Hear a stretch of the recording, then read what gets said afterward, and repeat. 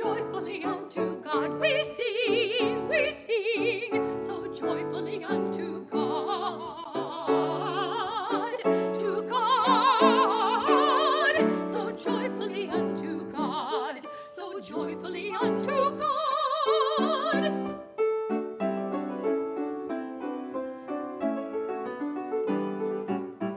Now sing we joyfully unto God. We sing, so joyfully unto God. To God, so joyfully unto God, so joyfully unto God.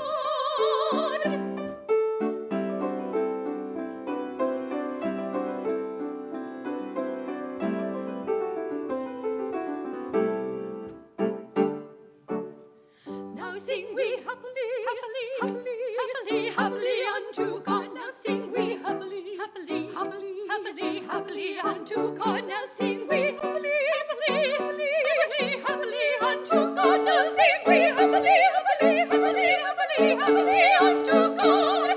We sing to God. We sing to God.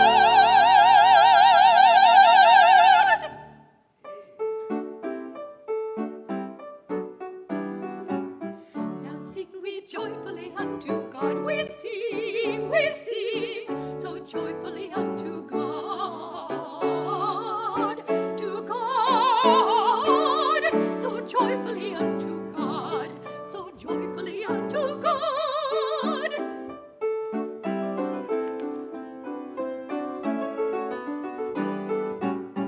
Now sing we joyfully unto God. We sing, so joyfully unto God.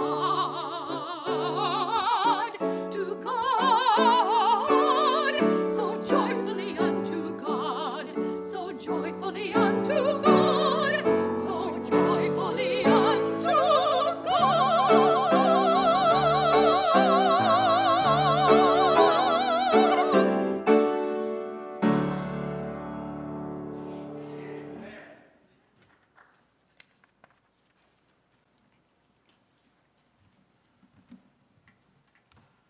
Thank you, Gail and Julie.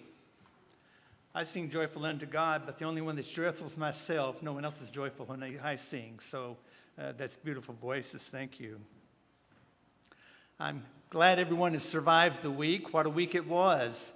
Between hailstorms and a tornado and wind, I hope no one suffered too much property damage. We had some hail at our house, but fortunately no windows broke. But several of our neighbors did on the north side.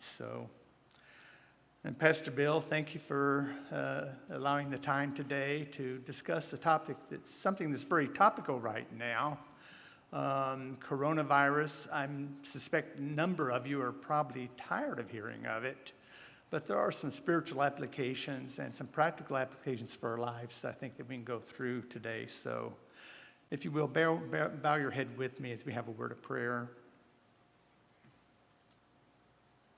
Heavenly Father, we thank you this morning that we can come together on your Sabbath day. While we may be scattered about the city and not all here, we know that your Spirit will be among us and guide our minds, guide our hearts. May your words come through today. May the messenger not impede your message. And may we all go home refreshed and know that you are coming soon. In Jesus' name I pray, amen. Jacob was a 37-year-old male who was an active duty soldier. The military very, very early on was concerned about the spread of coronavirus among their troops, and very early on canceled all activities for the troops and issued a stay-at-home order. It was the end of February when this started. Jacob went home and he lived alone, but did not care for the stay-at-home order. And Marty Gras was coming up, and he thought, I've got time off, and I know we're told not to leave, go for more than 40 miles from our home, but it was just too much of a temptation. And so at the end of February, Jacob went over to Marty Gras. Everything went well. He came back home, but a few days later, he came down with a low-grade fever. He came to our emergency room, and was diagnosed as a URI, but was tested for coronavirus and told to go home and do not go out and leave your home until you hear from us whether you have coronavirus or not.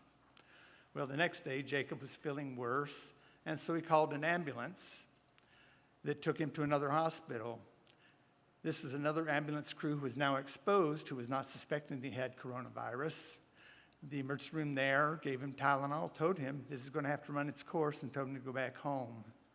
Well, the third day, he came to see me in my residence. By that time now, he was now not getting enough oxygen. His oxygenation levels were low. He did not have to be a ventilator, but we decided we'll put him in the hospital. 2 days later, Jacob had to be put on a ventilator. 2 weeks later, he was put on dialysis. And 3 weeks later, Jacob died. Just what are we dealing with here? What is this pandemic that's ravaged our society today? Well, I want to talk just a few minutes about this. First off, I'm sure you're tired of hearing this. As a matter of fact, it's probably not a bad idea to turn off social media sometimes because a lot of the information you're hearing is downright wrong. So what I hope to do today is kind of give you a fair representation of where we've been, where we're at, and where we may be going to, and how it applies to our Christian lives, because there's a lot of practical Christian applications for our lives. Remember, we're strangers and pilgrims on this earth. It does seem like a strange place to us right now. Many of us long to go back to 3 months ago, the way things were. But it's much like after 9/11. Things are going to be changed permanently now. And it's another indication that Jesus is coming very soon. So let's spend a few minutes on this topic. This slide shows from this morning the number of cases that we currently have in the United States and around the world. And unfortunately, we're now over 104,000 deaths here in this country. As you can see on the bottom middle slide, however, the number of deaths is slowly trending downward, which is a good sign. In the first slide on your left, the number of deaths, or the number of cases, is also trending somewhat downward, so that's good news. But now as we open things up, we're going to see if the cases start to go up again, and if it's something that we'll have to reverse course for. One thing that we need to keep in mind that the epidemiologists and virologists tell us is there's a 2-week lag time between policy change and when you're going to start seeing a change. So a lot of times the media here the past few days says, oh, we've opened things up and now things are worse. Actually, right now, we need to wait 2 weeks to see what a difference that's going to make. So here's a brief outline of where we're going to go to today. We're going to discuss coronavirus in you. We're going to discuss its effects on your family. We'll discuss you and your effects on the community, and then coronavirus and end-time events. So let's talk first about coronavirus and you. Let's talk briefly about the difference between bacteria and viruses, because this is always somewhat confusing. Bacteria have been around since the creation of man, probably. There's many types of bacteria. There's strep throat that you've probably heard of, which is called by Streptococcus. If your child gets strep throat, you're going to see Dr. Jose and probably get antibiotics for it. If you have trouble urinating, young women, your doctor's going to call an antibiotic in because that's caused by a bacteria. There are a lot of bad bacteria, but there's actually some beneficial bacteria, and this is significant. Bacteria required in order for plants to fix oxygen into their roots. Were it not for bacteria, the plants would not grow. And so bacteria are actually beneficial in some cases. Now, viruses are much different. You can see on the right, there's a number of types of viruses. There's HIV, there's hepatitis, there's Ebola virus. There's a number of different types of viruses there. Now, viruses cannot live outside another person's cell. It has to live inside one of your blood cells, or in one of your body cells, or inside of a plant cell. So it's one of those things that requires human to human or a transmission in some way. Now, coronavirus is one of the large viruses in this category. Let me go back to this slide for just 1 second. This is the life cycle of a virus, and this is important. If you start in the top right, you see that the virus invades a body cell. It goes from there, it overtakes the machinery of that cell. When it overtakes the machinery, its whole purpose now is to make more of its children, and it makes thousands of those. Once that occurs, the cell breaks down, the cell wall breaks down, spreads out thousands of these little children viruses that now go on and attack other cells. It's very important here, number one, we'll come back to this just a second, because this is what the thing that makes the coronavirus so deadly and dangerous for us.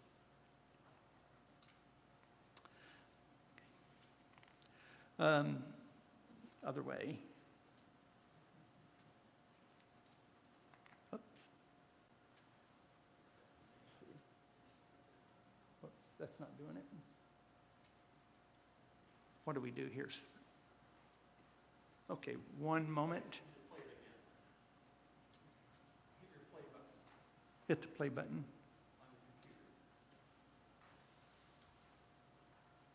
Let's see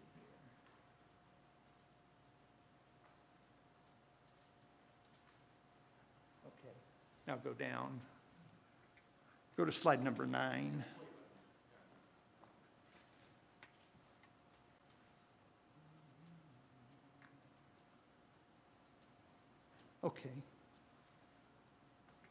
Okay. This is a picture you've probably seen several times. This is an artist's conception of what the coronavirus looks like. However, the actual virus looks a little bit different than this. And go to the next slide. Will it work? There we go. Good. This is what an actual coronavirus looks like. These things are very, very small, and you can't see them with the naked eye. You can see they're somewhat circular. They're actually round if you imagine it in 3D, much like a ball. But they've got these little knobs around the sides, and it looks like a crown. Indeed, the name corona is Latin for crown. And basically, this is where the name comes from, a crown virus. The real name for COVID-19, or the current coronavirus, we actually call it SARS-CoV-2, but that's kind of cumbersome to refer to in the media and to refer for everyday language. And so they've renamed this Coronavirus Disease of 2019, and you can see where the CO comes from, the V comes from the virus, and D comes from the disease. And so you get COVID-19, and that's where this name that we use today, COVID-19, comes from. Now, coronavirus, this virus that we're dealing with currently is fairly new. The coronavirus is not a new virus. Interestingly enough, if you look down at number 5, we had SARS virus back in the early 2000s, and that affected quite a bit of Asia and also into Canada, and there were not a lot of deaths with that. We also had the MERS virus, it was called, Middle East Respiratory Syndrome. This is caused by a COVID virus as well, and once again it affected Asia as well as the Middle East. And then we have the current novel coronavirus, or COVID-19 here. But the interesting thing about this is if you've ever had the flu, you probably had coronavirus once before. About 1/3 of cases of the flu were caused by coronavirus, along with influenza virus, adenovirus, and some other viruses. You may remember this slide. Early on, we were trying to keep the coronavirus out of the United States. And one of our first cases was here in Texas. Okay. Where did the coronavirus originate? Well, it's interesting that a virus has a fingerprint much like your own human fingerprints. We can track where a virus has come from, how long it's been around, and so on. And this is very useful for us to try and figure out where this virus came from. Lancet, a big medical journal, did an article a few weeks back that showed that this human virus that we have has a 99.98% match to bats. And we know that source came very rapid and very recent. So we have very unique diets sometimes as humans, but we don't eat bats. So the question is, how did this coronavirus get from bats to us as humans? Well, we can go back and look at previous infections and get an idea from those. The SARS virus went from bats to the civet cat, and I'm not sure how to pronounce that. I looked online and I heard it 3 different ways. The MERS virus went from bats to camels to humans. But we have a big question mark about bats going from bats to some unknown animal to humans. So this is a picture of one of those civet cats. That's kind of interesting. Apparently they're a delicacy in Asia. And so we think that's how transmission occurred of the first SARS virus to humans. Just as a point of interest, Chanel number 5, and I don't know why it says number 5, but that is comes from the musk of one of the civet cats, and they used that until 1998. Here we have a picture of camels. This is from our mission trip in Kenya a few years, actually last year, I guess. And these camels are being led to the slaughterhouse to be slaughtered, and they're used as food over in Somalia and much of the Horn of Africa. So we still have the question mark, how did this go from bats to humans? So next slide. Well, there's another source that's kind of interesting that we found in nature that there's a 99% plus match once again for the coronavirus in something called pangolins. Now, I've never heard of a pangolin before, but they're kind of like anteater type animals that have fish scales. And apparently there's somewhat of a delicacy over there in Asia, as well as have medicinal value. And so they illegally have been killed, and they're strongly suspicious they have been the agent where the coronavirus was introduced into the wet market. Now, I'm not sure how to say this. We, on a mission trip to Mongolia, spent a couple days in Beijing here and visited one of these, it's called a hutong. And what these are is they're kind of outdoor markets that are mostly in alleys between tall buildings where people go and buy lunch at. And you can buy a number of things there. They're actually fascinating places to visit. But this is one of the things that had us interested, we were interested in. This is one thing that was for sale, an example. And if any of you read Chinese, I'd sure like to know what this is. But it was kind of a mixture of vegetables and kind of stringy legs or something with tentacles on it. And people would just take these with their chopsticks and eat them like a bowl of rice.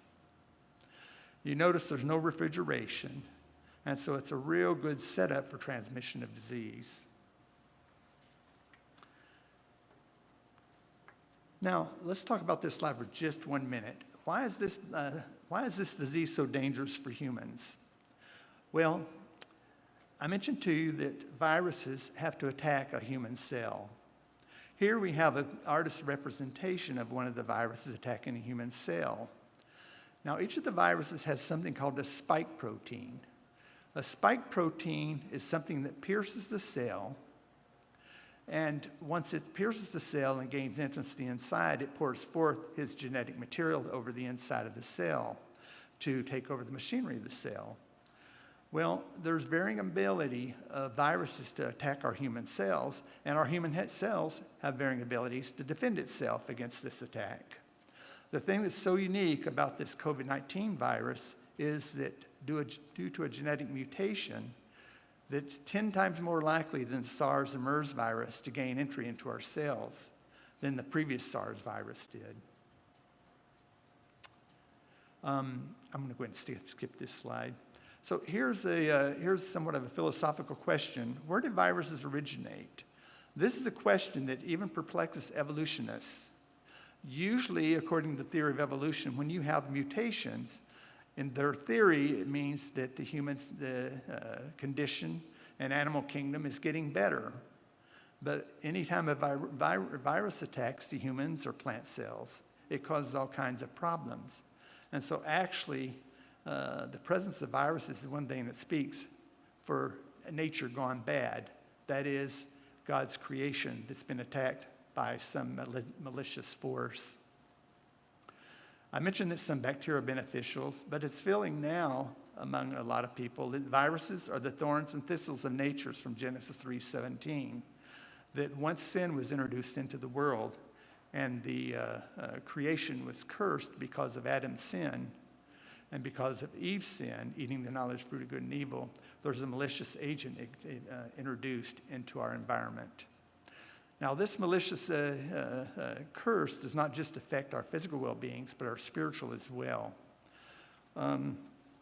In a book by Dr. Warren Leroy Johns, who was general counsel for the General Conference for a number of years. He wrote a book that's very interesting. He wrote a book that is called well, I didn't write the name of the book down. It'll be on the next slide. But I'll just read this to you. Since the Ten Commandments represent a written translation of God's perfect character, can humans reflect God's perfection, infected as they are with flawed ancestral DNA? Not a chance without the law being rewritten on their DNA under the life-giving power of the Holy Spirit. The strongest-willed, flawed human is incapable of earning salvation. A ritualized menu of good works does not cut it. God does not judge by external appearance. And the name of this book by Dr. Johns is The Case for Jim Morrison, Discovering the Truth About God. You see, as Doug read in our scripture, we're not fighting against things, physical things that we can see. It's the hidden things, the viruses, the powers of evil that are attacking both our physical beings or spiritual beings. What about coronavirus in my family? I am sure you've all heard of the symptoms of coronavirus. They're kind of protean. It's one of those things you've all heard of before: fever, cough, short of breath, sore throat, headache. One of the more interesting symptoms, however, is affecting your loss of smell. A lot of people are losing their ability to smell. Matter of fact, in Europe, if you present with a fever and respiratory symptoms and lose your smell, that's diagnostic of coronavirus, and they don't even test you. They treat you like you have it and send you home and isolate you. What can we do to protect our families? Well, I'm sure a lot of you have seen this slide before. Hand washing, we all know, is very important. We learned this from the Diamond Princess, where coronavirus first broke out on a cruise over near Japan. A number of these people were isolated, and they're able to examine how the virus is transmitted from person to person. And one of the ways they found was by insufficient hand washing. And this is where the 20-second idea of washing your hands comes from. And if you read through this, wash your hands like you just got through slicing jalapenos for a batch of nachos, and need to take your contacts out or put them in. You know how much you would wash there. Let's talk about vitamin D for just a second. Now, let me give you one piece of good news. Coronavirus is not going to kill you. What's going to kill you is the inflammatory response that your body has to the coronavirus. Once the virus invades your cells, your body mounts an inflammatory response that affects a lot of the tissues throughout your body, one of which being the lungs. And this is the reason you see so many people and health officials concerned about the number of ventilators that we have in a community. In that upper left-hand corner, you can see over a 3-day period how this patient went from being kind of bad to real bad on the right. I probably don't have to tell you, if you've got that many wires and tubes in you, that's probably a bad prognosis. Well, they have investigated what we can do to lessen that inflammatory response. And one study that came out of Europe suggested that low levels of vitamin D may be responsible for more of a severe response to the coronavirus. And so they suggested supplementation with vitamin D. Those who had low levels were found to do worse, have a higher mortality. Now, here in the United States, we have a lot of people who have low levels of vitamin D, which is very surprising because we have such a rich diet here. But they were recommending that you go ahead and take a supplement of vitamin D if you're comfortable doing that. They've actually backed off that recommendation this week, but I still think it's not a bad idea, as long as you're reasonable about it. No more than 2,000 international units a day is probably not a bad idea and help protect you. Don't take large doses or you're going to wind up in the emergency room seeing me with your calcium and phosphate all out of whack, and that can be life-threatening.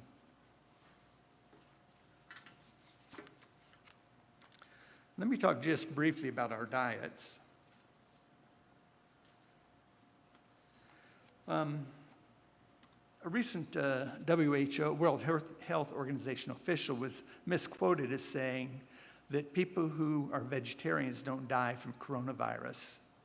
And that got a lot of play in India because there's so many vegetarians over there. However, that is not true.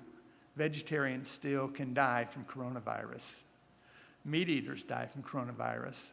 The thing that is true is whether you're a meat eater or a vegetarian, the more fruits and vegetables you include in your diet, the more likely you are to survive coronavirus and have a better course.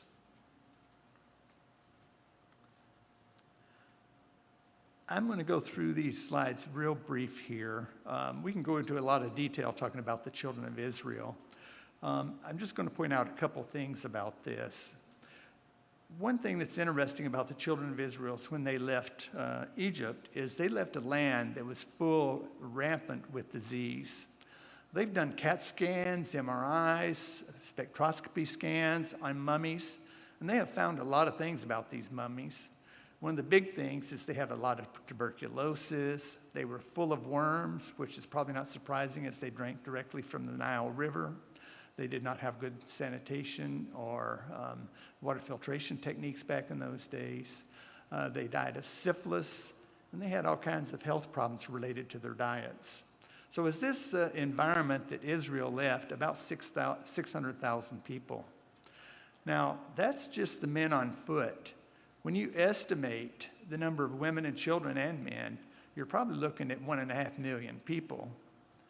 Now, they just did the census on San Antonio, and we are now well over 1.5 million people here. We're now number 7 in the country, and they estimate we'll pass Philadelphia as being 6th largest city in the country pretty soon here. So just imagine, if you will, trying to move the population of San Antonio out through the desert, say, to halfway to El Paso or something across the desert, the logistics of that.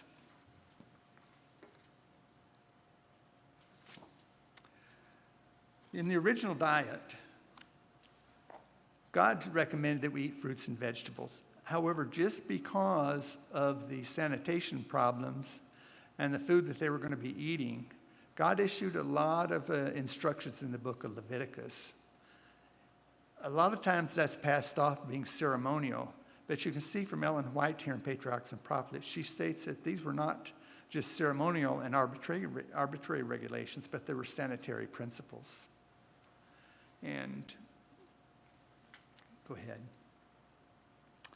I'm not going to go through these in detail as to the clean and unclean animals. One thing that's worthwhile reading through this afternoon and going through again, but one thing that I'll just make mention of is you'll notice that God also informed them not to touch their carcasses once they were dead animals. And we'll come back to that in just a minute here. Those who had touched dead animals were banished from the camp until they were determined to be clean. And it's interesting, and I don't want to make a whole lot of I don't want to make too much emphasis on this, but it's interesting that we're seeing a lot of cases of coronavirus in meat packers and people who make in the meat industry. Now, the studies say that they believe that that's due to close proximity where the meat packers work. But Mark Finley questions if the form of the research will not show that there's something else going on here that has to do with being a meat packer. But there is a lot of disease and a lot of coronavirus among people working in meat factories. Going to the next slide here. Okay, next slide. Diet's very important. But one other thing, and I'm sure Dr. Jose could speak to this better than I, but one thing is talk to your children and your family about COVID-19. This is very confusing to your children as to why daddy is not going to work, mommy's not going to work, why they're not going to school, their brother and sisters aren't going to school. Things have changed, and they do pick up on mommy and daddy's anxiety. Mommy and daddy may not be working. There's financial trouble. And it's very disturbing to children. They did a study in a journal called Child Psychology, talking about the fallout after 9/11 on young children. And they found in preschool children that more than direct exposure to trauma was the psychological state of the mother as to how well the child did handling the emotional stress of the situation. If the mother was anxious, the child was anxious and developed emotional problems. So it's very important as parents that we portray that we have a stable environment at home for them. This is a wonderful time for us at home to be having worship with our children. This is a wonderful time for us to be calling grandma, for the loved ones out of town. I love that the church here is checking on everyone. We've got a phone committee here calling and checking on people. You know, there's a lot of disadvantage not meeting in person, but there's a lot of advantage of what can be done with the telephone and with social media, connecting with each other with Facebook, Zoom, and so on. We would have really been isolated 30 years ago with all these social media outlets. So social media can be a very good thing. Let's talk about me and my community.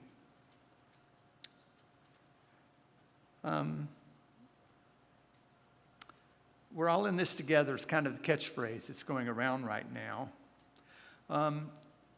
In the emergency room, we're very appreciative of all the support, and I'm sure this goes for first level providers, paramedics and EMS, of all the support we're getting. Matter of fact, my waistline can't take a whole lot more support from all the cookies and stuff that are being sent to the emergency room. But we truly do appreciate the support and your love and prayers. I've seen some humorous posters that have related to this social distancing. If you own cats, I hope you're not offended by this, but I felt this way for years. The Park Service is kind of also got in on the act. And I don't know if you can read this or not, but they're kind of encouraging social distancing from the wildlife. This is somewhat timely because Yellowstone this week had only been open for 2 days before the first person got knocked down by a buffalo getting too close. So just remember, wild animals are wild. And of course our pets, they're confused what's going on. I think they've had enough of some of it, so. Quarantining is not a new concept. Quarantining, it goes on a lot in the Bible. Moses was quarantined for 40 years in the land of Midian after he killed the Egyptian because God had a message for him and he needed to readjust his mindset. Elijah ran from Jezebel to Mount Sinai, where God made him stay for 40 days for rest and relaxation and to realize his need of God. Even Jesus went into the wilderness for 40 days after he was baptized to pray and commune with the Father. Quaranta is the Italian word where quarantine comes from. Quaranta in Italian means 40, evidently, and it comes from back in the 14th century when the Black Plague was raging through Venice and Europe, and they would make the ships stay out in the ocean for 40 days to make sure that they didn't have the Black Plague and not contagious before they would let them come in and unload their goods. And so the quarantine term came from then. This is a kind of a comparison of plagues down through history. And I just want to point out a couple things here, and this is a little hard to see. The biggest plague was the Black Plague back in the 14th century. That killed between 20 and 50 million people, knocked out 20% of the population, they estimate, in Europe. This is caused by a little bug called Yersinia pestis that was carried on fleas. Smallpox is the second one there, kind of in the yellow. Fortunately, we had pretty much eradicated smallpox until it was feared that it was being used as a weapon a few years ago. So we have started vaccinating people at risk once again. But that also killed a lot of people. I'm just going to point out here in the bottom center where coronavirus is in relationship to the pandemics in history. And so you can see that 100,000 people is a lot of people. But compared to history, we have a long way to go. Just a couple over, you can notice there is the H1N1 virus that killed about 200,000 people. That was the swine flu back in 2009. And so we still had more people killed from the swine flu from coronavirus. The difference is that the coronavirus is ongoing, so we don't know how many people are going to wind up dead from coronavirus. I want to talk about the Black Plague for just a minute here. It's known by several names: the Black Death, Black Plague, bubonic plague. Interestingly enough, it started in Mongolia. It was brought to them across the Asian continent, across to Europe, by Genghis Khan as his men decided to conquer all throughout the world at that time. Matter of fact, people forget that the Mongolian Empire was the largest empire in history. The Mongols got within 10 miles of Jerusalem back in the 14th century. And as John Bradshaw points out, were it not for God's intervention in his mind, because they had a death at home, Jerusalem may have fallen and our Christian history may have changed dramatically. So, but the Mongols conquered the Middle East.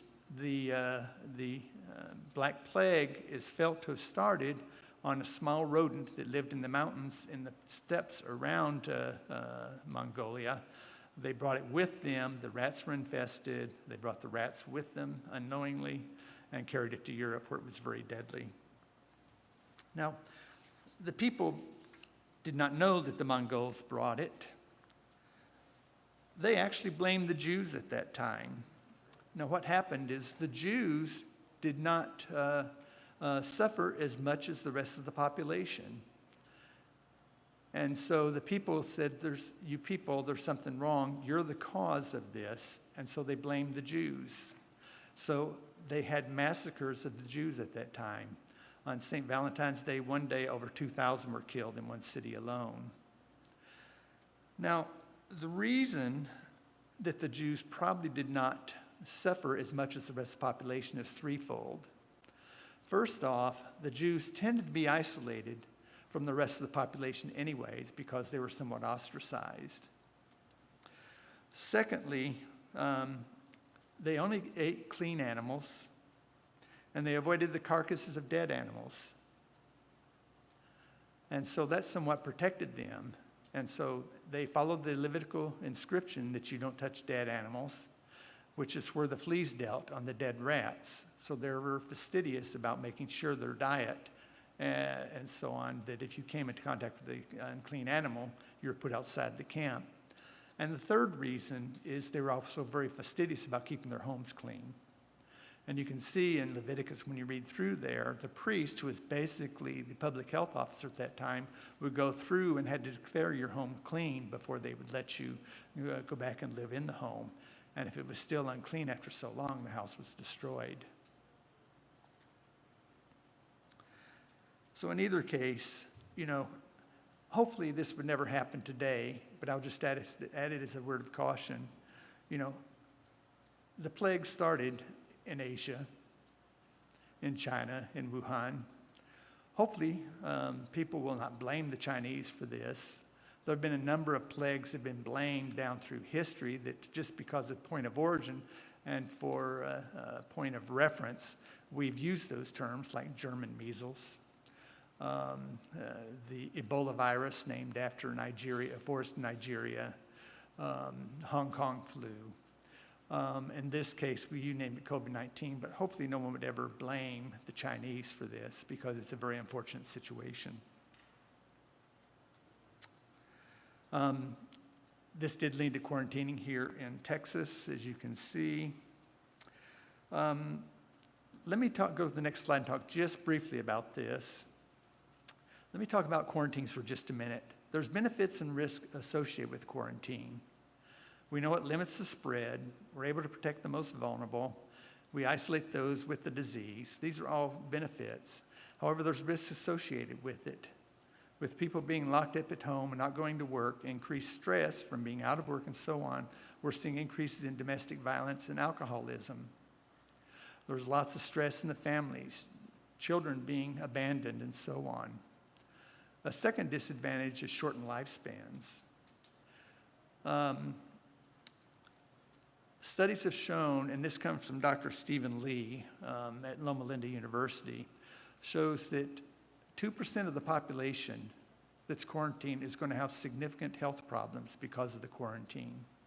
There's an increased risk of suicide, increased risk of alcoholism, increased risk of psychological problems. And of that 2% who are affected, there's 9 years of life lost on average because of that.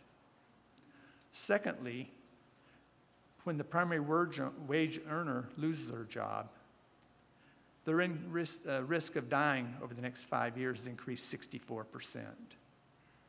So besides the economic impact, there's lots of emotional impact as well about quarantines. So just something to keep in mind. I'm glad I'm not a public health policy officer that has to make these decisions. Just briefly, next slide. No big mystery about why we wear masks. You can see a person sneezing here. There's quite a spray that goes out. The closer you are to them, the more the aerosol droplets you're going to get. So they've recommended 6 feet. This church sign kind of summarizes it well.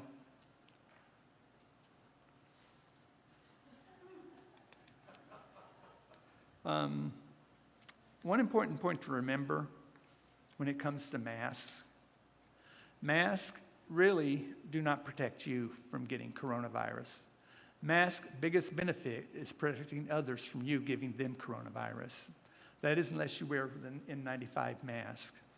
So it's very important to keep in mind that you're wearing masks to prevent yourself from giving coronavirus to others.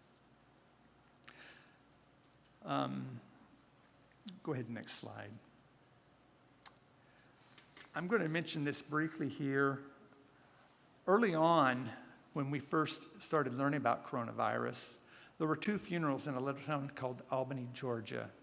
Albany, Georgia is down the southwestern part of the state. It's very rural with a very elderly population. There was a beloved janitor who died and a 67-year-old man who died. And their funerals were within a couple days of each other.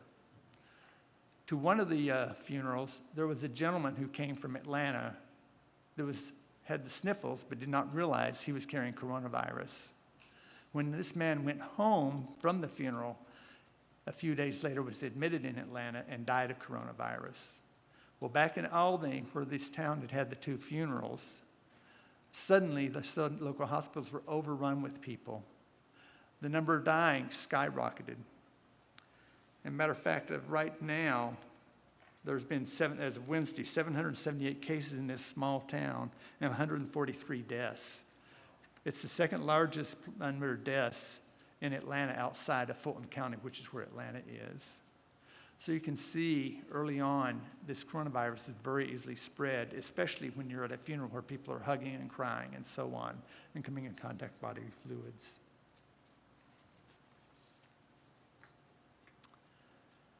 Wearing a mask is showing your neighbor that you love them, that you care for them.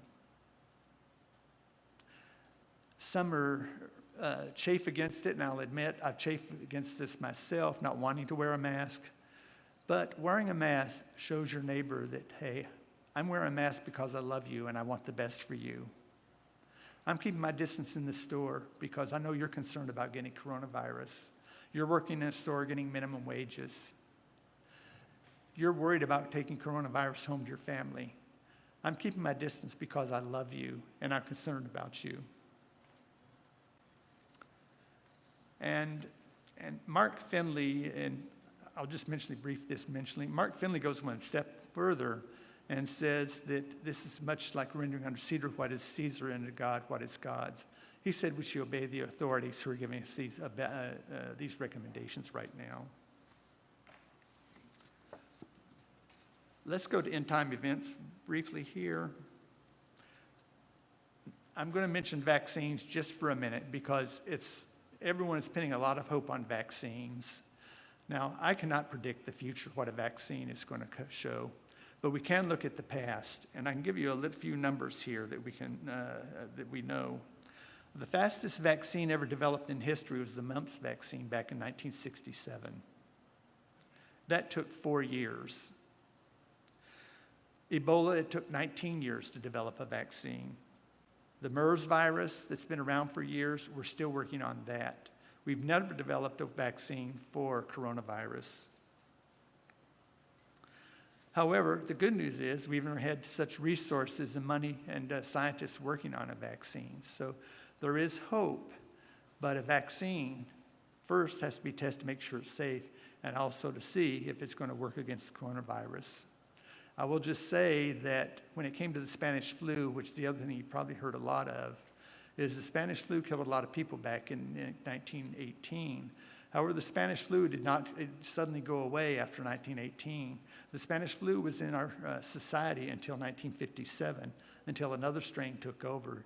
Every year there were cases of the Spanish flu through the winters.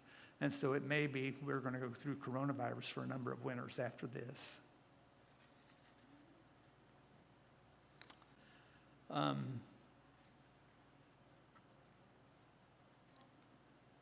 Go ahead, a couple slides over. Next, yeah. Coronavirus is bringing a lot of dangerous doomsday predictions. Right now, this is the right time for the televangelists.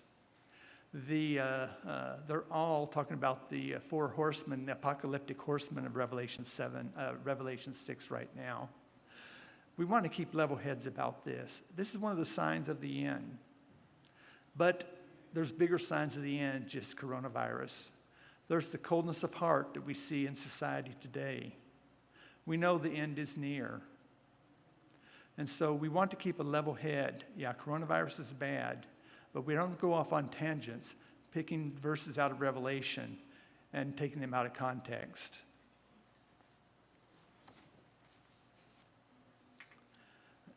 A couple slides, Doug. One more. If you've been sleeping for the past 40 minutes, I want you to wake up for this, because this is the most important slides of what I'm going to present to you. And this is the take-home message here today. God is a God of love. God did not send the plague of coronavirus. Viruses exist because of man's choice to sin. It's part of what happened in the garden. It's part of the weeds that grew in the garden because of man's choice. If you take away choice, you take away the ability to love. If you take away love, you take away man's ability to be happy. We would be doomed were it not for what Jesus Christ did for us, because of offering us new in place of Adam, the first Adam, a second Adam, and hope through a new life in Jesus Christ.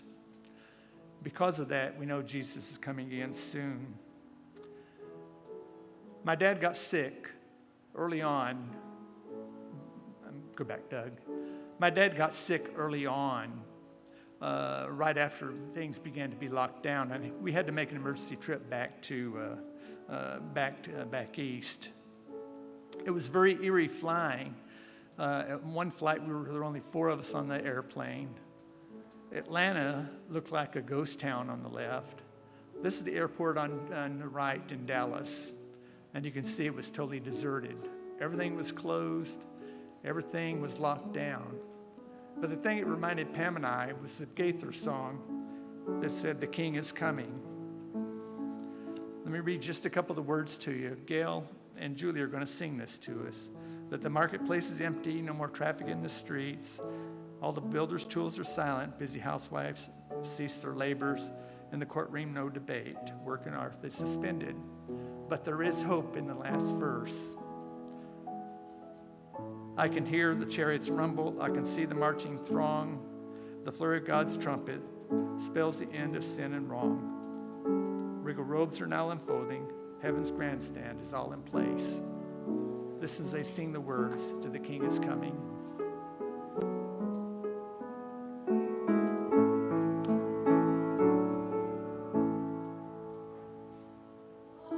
Marketplace is empty, no more traffic in the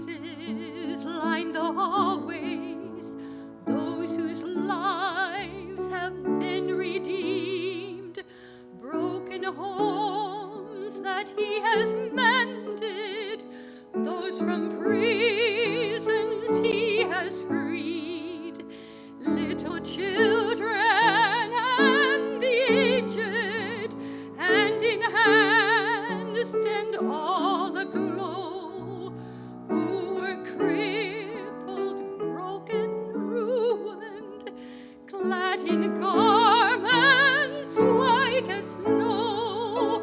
Oh, the King is coming, the King is coming. I just heard the trumpet sounding, and now his face I see. Oh, the King is coming, the King is coming. Praise God, he's coming for me. I can hear the chariots rumble, I can see the